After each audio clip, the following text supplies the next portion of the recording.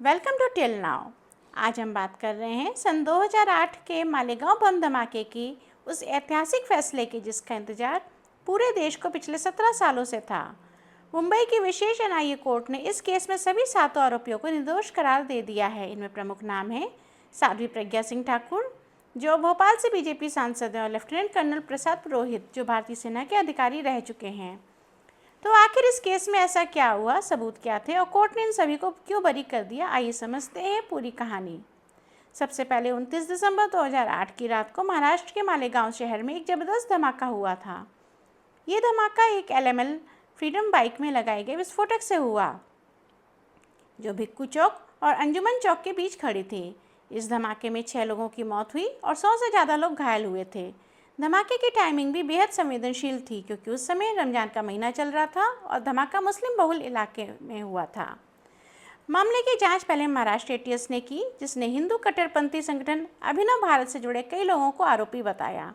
ATS ने कहा कि ये हमला मुस्लिम समुदाय के खिलाफ एक सुनियोजित साजिश थी। इसके बाद गिरफ्तारियां शुरू हुई। इस मामले में गिरफ्तार किए गए प्रमुख नाम थे Sadhvi Pragya Singh Thakur, lieutenant colonel Prasad Purohit, retired major Ramesh Upadhyay, Sameer Kulkarni, Ajay Rahirkar, Sudhakar Chaturvedi और सुदर्शन द्विवेदी। 2011 में ये केस एनआईए को ट्रांसफ़र कर दिया गया। एनआईए ने मामले की दोबारा जांच शुरू की और 2016 में अपनी चार्जशीट में कहा कि इस केस में आतंकवाद निरोधक कानून यूएपीए को सही तरीके से लागू नहीं किया गया है। कई गवाहों ने कोर्ट में अपने बयान से पलटी मार ली।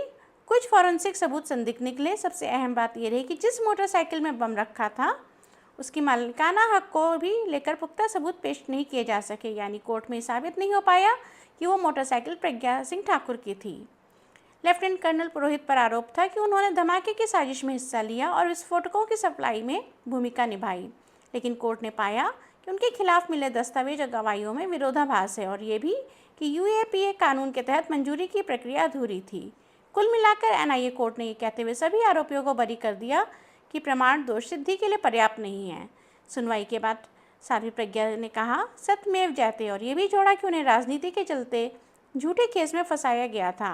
वहीं लेफ्टिनेंट कर्नल पुरोहित ने कहा 17 साल तक बदनामी झेलने के बाद मुझे आज न्याय मिला है। अब ये फैसला कई तरह की बहसों को जन्म दे रहा है। एक पक्ष कह रहा है कि इतने सालों तक निर्दोषों को फंसाया गया, जबकि दूसरा पक्ष पूछ रहा है कि फिर उन 6 मौतों का दोषी कौन है। सवाल अब भी बरकरार है कि आपको क्या लगता है कि न्याय हुआ या सिर्फ एक राजनीतिक और तकनीकी प्रक्रिया बन के रह गई? अपनी राय हमें कमेंट में जरूर बताएं। Thank you for watching till now. Please like and subscribe for more genuine news.